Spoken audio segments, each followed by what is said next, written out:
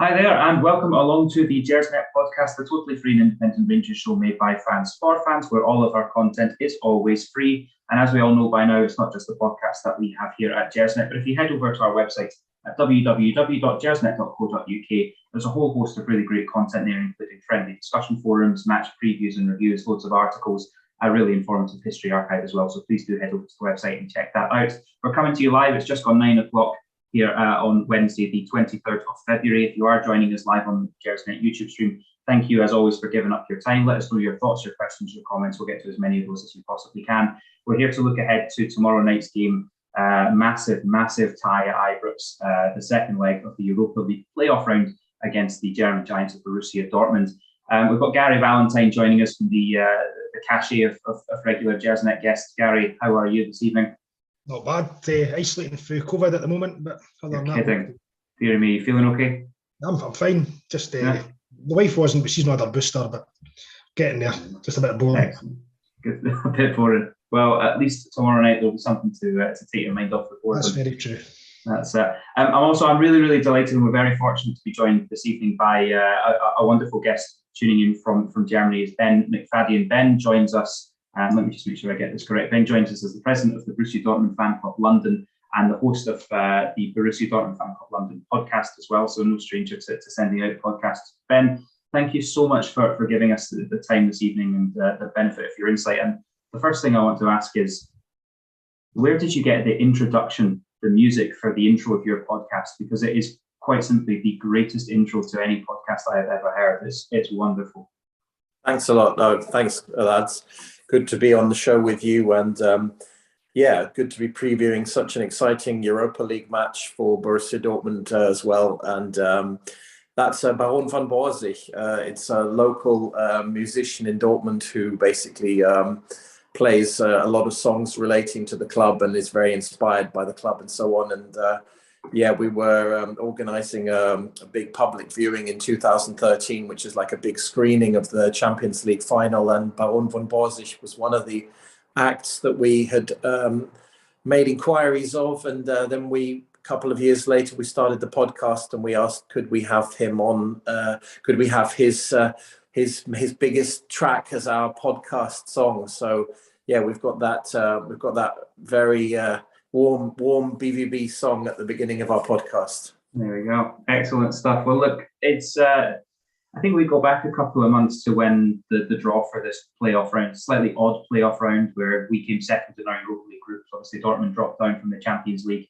And Gary, I don't know how you felt when the balls were pulled out of the tubs and it said Rangers and Dortmund. It was one of those moments for me of going, this is simultaneously the best and the worst draw we could have got.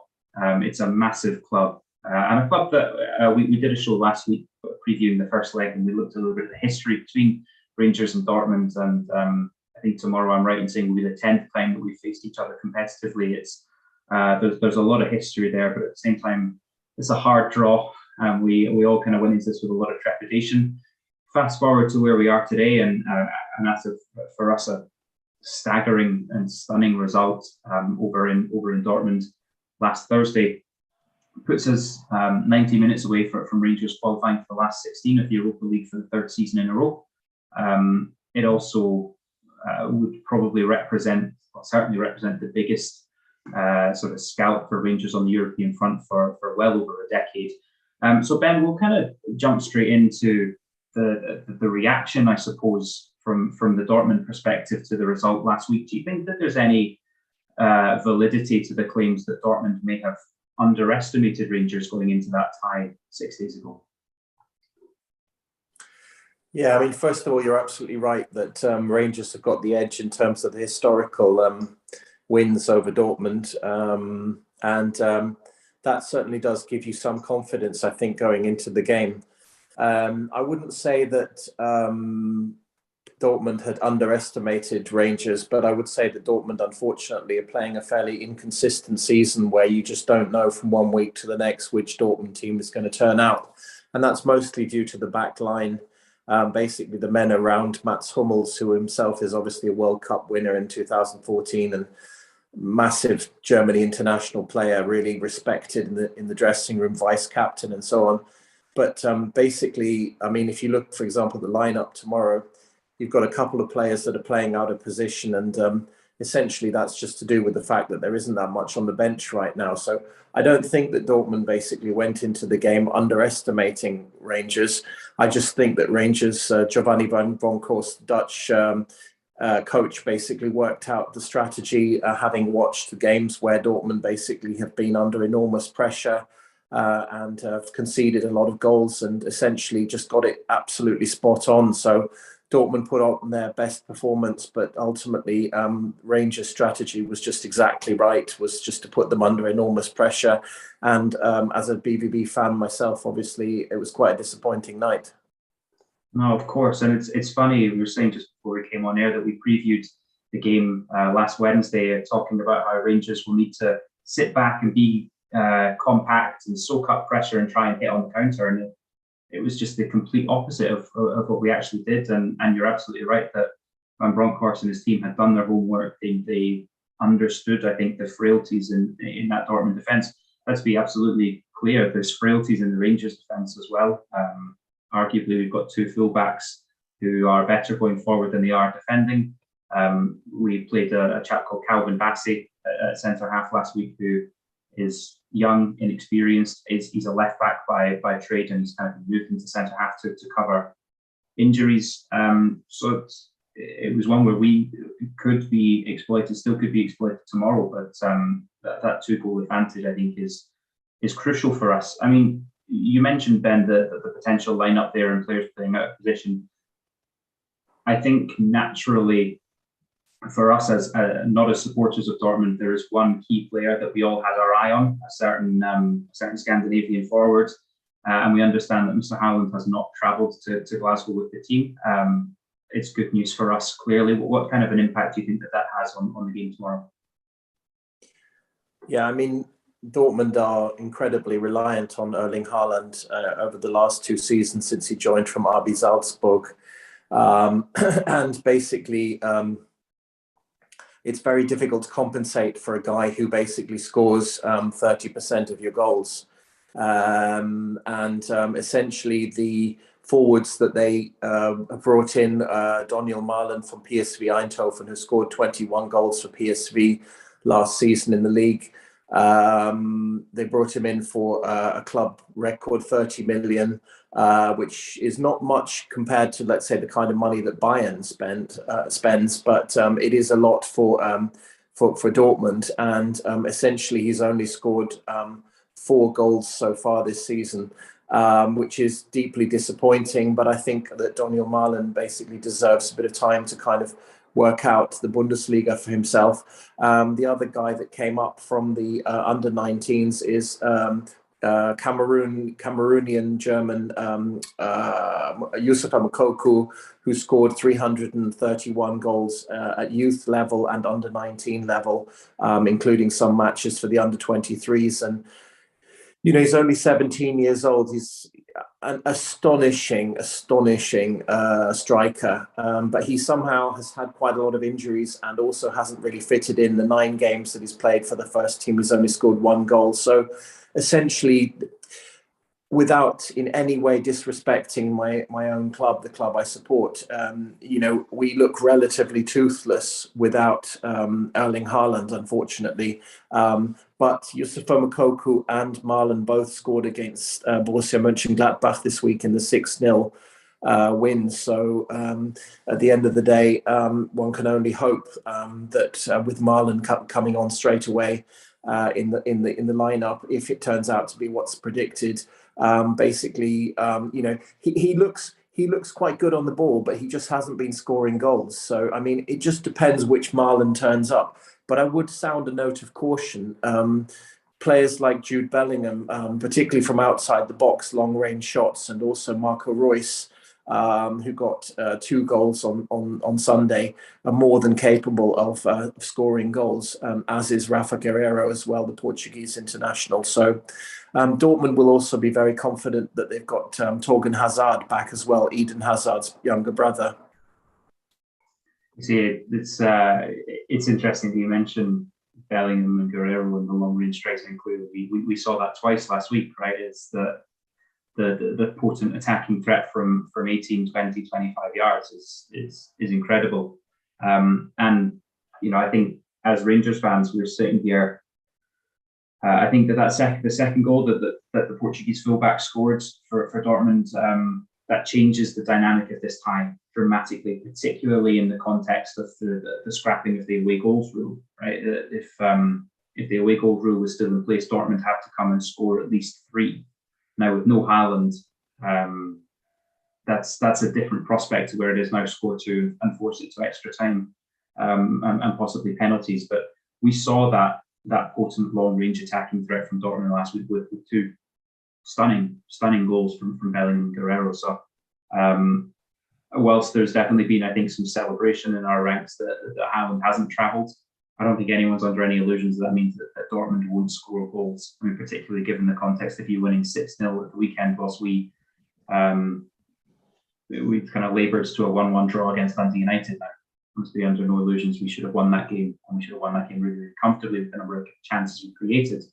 But yeah, seeing Dortmund put 6 past Mönchengladbach at the weekend doesn't fill us with the ease that we might have been looking for going into tomorrow. There's one thing that I think is interesting about the tie from last weekend is that there's a kind of running, say, joke, maybe it's an insult in Scotland, that Rangers are better playing in front of no fans. We won the league last year, unbeaten behind closed doors, essentially. And in Dortmund last week, there were 10,000 there in the stadium. Could have held 80,000.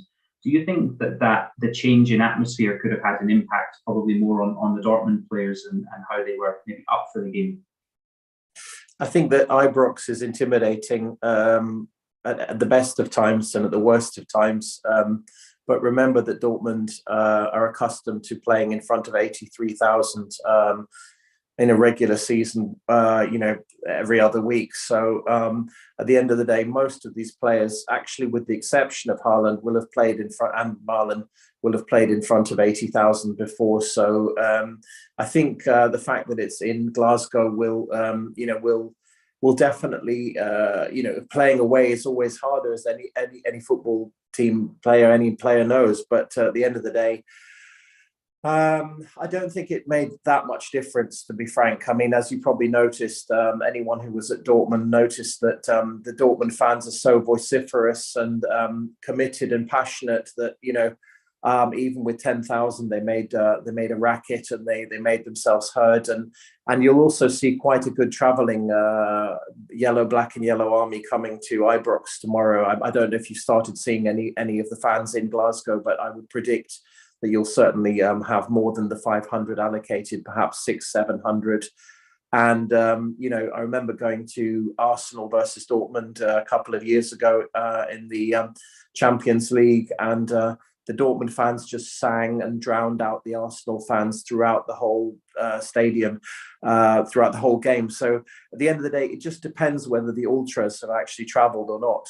They were over in Amsterdam for the Ajax game, which we unfortunately lost. I think it was 4-1. But when the ultras are there, they just basically just sing and chant throughout the whole game. And so they'll make themselves heard. But obviously 50,000 at Ibrox is going to be pretty intimidating, yes. Yeah, it's. I suspect this is, just given the context of the tie, that we certainly didn't expect to be in this position. It's going to be a very, very special atmosphere. I think everyone can predict that right now. It's going to be a very, very special, noisy atmosphere tomorrow. I'm sorry, Gary, it sounds like you're probably not going to be able to make it, but someone I'm sure will be sort of in your seat and cheering them on for you.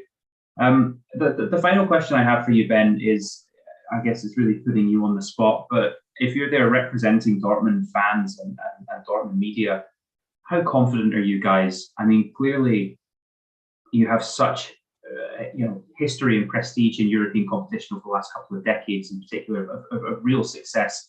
Dortmund are undoubtedly one of the modern powerhouses of European and world club football, and Rangers have had a decade of turbulence and struggles, and this has marked a real, I guess, for us, a real moment of significance of really re-emerging at the top of the European stage. But Rangers and Dortmund are at different stages of their respective journeys. So given the context of the scrapping of the away goals rule, given the context of us being a couple of goals ahead, but Dortmund certainly having a squad that on paper is better than that of Rangers. How confident are you guys feeling ahead of tomorrow? Well, obviously, I can't speak for the team. I don't really know. I follow the press and I write articles. I mean, I wrote an article saying that essentially, if RB Leipzig, who are carrying a 2-2 from the first leg against Real Sociedad, and Borussia Dortmund travel to Rangers with a 2-goal deficit, if those two German clubs go out, that would leave only Bayern and Frankfurt and Leverkusen in European tournaments, which would be a pretty poor performance by the German clubs overall. And you'd have to say that you'd expect either Leipzig and Dortmund, or either or, basically, to go through. I think one of those two is going to go through tomorrow. I think, Dortmund, they haven't got the best lineup. Basically, they're playing 3-4-3.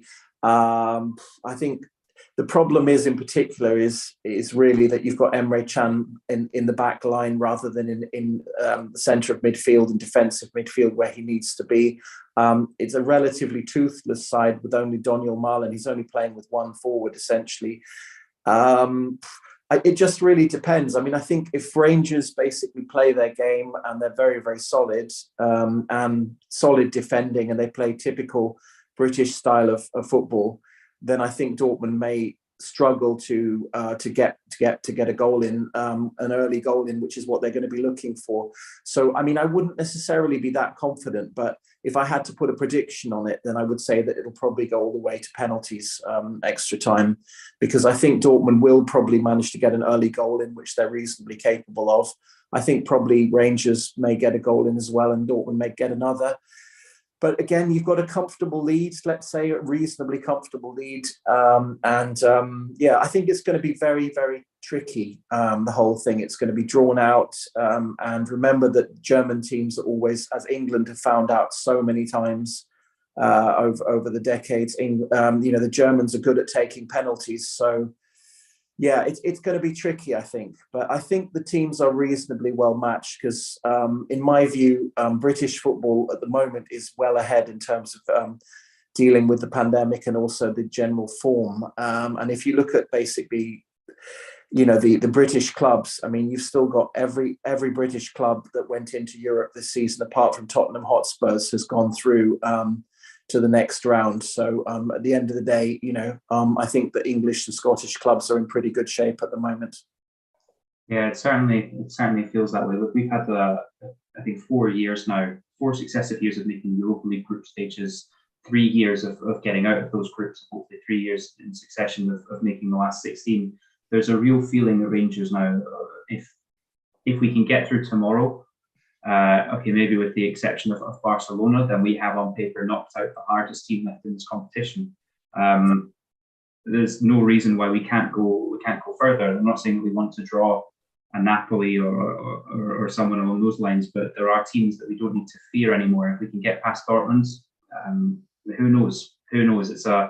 It's a very significant year for us. It's our 150th anniversary. It marks 10 years from the kind of pinnacle of our financial issues and demotion to the bottom tier of Scottish football. And it feels to us like one of these times where everything's coming together really, really nicely to be something special. So, look, Ben, we've taken up enough of your time. I just want to say again a massive thank you for giving up your evening to give us the benefit of your insight and wisdom.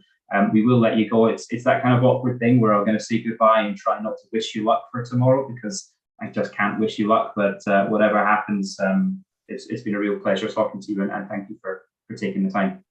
Thanks, and congratulations on the way you guys came back from the third division and worked your way up again. It was a struggle, and it's good to see one of the top clubs in Britain back where it should be. And all the best for the game. May the best team win, as they say. That's it. Thank you so much, Ben. Thanks, Ben. Cheers, guys. Right, Gary, some really, really interesting stuff there, and it's kind of whetted my appetite for tomorrow's game. I take it you're gonna miss tomorrow then if you're stuck at home isolated? I wouldn't have been going anyway, but I'll be watching it on the television as always. There we go. Good stuff. I kind of trying to get my head around what tomorrow means for Rangers. I mean, no one expected us to be in a position of holding 2 goals, a 2-goal advantage over Dortmund. I think when I spoke to Alec last week on the preview show, we were talking about let's try and keep it close. Let's try and stay in touch and have something to play for when we get back to Ibrox. We've more than got something to play for. We've got something to lose now, and that changes the dynamic of the tie. Let's think about how we might line up tomorrow, Gary. We spoke last week at length about the defensive crisis, about do we go with Calvin Bassey, does Borna Barisic play? Leon Balogun did the press conference today and announced that he is fit and he's ready, he's raring to go. Do you see him slotting straight back in, or do you just go with the same back four as we had last week? I think Balogun's got to start just purely for experience. I know it sounds an old-fashioned kind of way to look at it, but for me, his experience is invaluable tomorrow. And saying that, I would play Bassey left back just purely because on form, I think he's a better left back at the moment, and I think he's a bit more defensively sound as well over Barisic. See, I agree. Barisic it almost feels like this season he's got. Do you remember when we first signed him from Osijek, and it just never really felt like he got going? And we've spoken at length about it. I don't understand exactly that. He's a confidence player. Was it last season or the season before that he was low on confidence and then he scored the belter of a free kick at St Mirren? Yeah, and it flipped for the guy, and he was. But I mean, look, there are confidence players, and that's fine. But it's such an extreme with him, isn't it? And playing at Rangers with the demands of that, we've seen sort of personal highs and lows, and I think I agree with you. Calvin Bassey, he's less experienced, but he's done a very solid, respectable job. If you just go performances, Calvin Bassey's a better player at the moment. It's simple as that. Look, I remember I was at the Malmo game, the one at Ibrox, and Barisic was that bad. I actually felt sorry for the guy because just everything he was trying wasn't coming off, and like it looked like he was ready to burst into tears in the middle of the park because he knew himself he wasn't playing. So I don't know what he needs to do to try and get back to the form of last season. That's it. Let's think then on the squad still no Aaron Ramsey. He's confirmed again today. He's not even going to make the bench tomorrow. Is this starting to look like a bit of a mistake bringing this guy in? We knew about his injury records. Clearly not fit. He's not been able to play 90 minutes. He's not made appearances the last couple of games. Are we going to sort of live to regret the outlay on this one? I think we'll know that at the end of the season. At the end of the day, if we win the league and Aaron Ramsey even plays a tiny part of that, it's been worth the gamble. Yeah. But to be honest, even if Aaron Ramsey was fit tomorrow, does he start? Because I can't see how you can replace Lundstrom, Jack, and Arfield or Evo, whoever it may be that's playing the midfield as well. At this moment in time, Aaron Ramsey can't get in your start 11. Mm-hmm. And it's because other players are playing better, which is maybe one of the reasons we bring in that level of player to lift everybody. So if that works and ends up getting us over the line, then great. Yeah, no, you're absolutely right. Look, let's go back to tomorrow's tie and the way that it's balanced. I referenced a few minutes ago there with Ben the away goal rules being scrapped. It feels to me like that could potentially have a really sort of seismic shift on I guess the way that the game is balanced.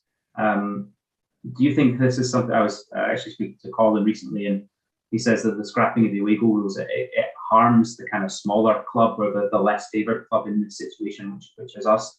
Do you agree with that? Do you think that it changes the dynamic tomorrow? I guess just the way you look at it, to be honest, like Rangers effectively got to a European final, scoring away goals or banking on away goals in 2008. Yeah. Turn it around you could turn around and say that it makes it a lot simpler. Like we know what we need to do. The mentality is there that you can rely on that, if you know what I mean.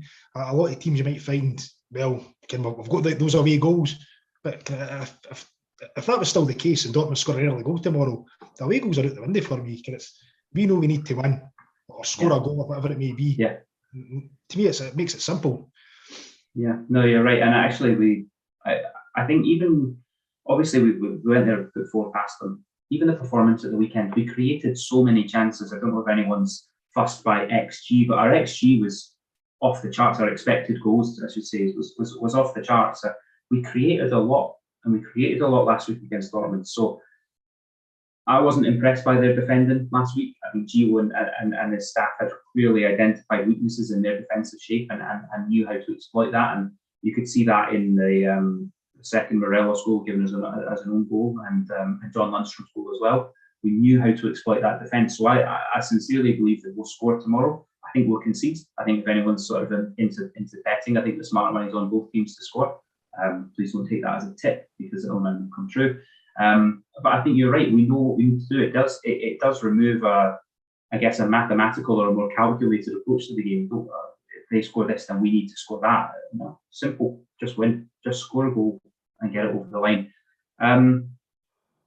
I guess the question, as I was saying to Ben a few moments ago, if we do beat Dortmund and we do get Dortmund out of the way, possibly with the exception of Barcelona, they're the biggest club left in the competition. Maybe not necessarily the best or the strongest this year, but if we push Dortmund out of the way, is there any reason, playing devil's advocate here, to suggest that we couldn't go 1, 2, 3 steps further than we have in the past few years?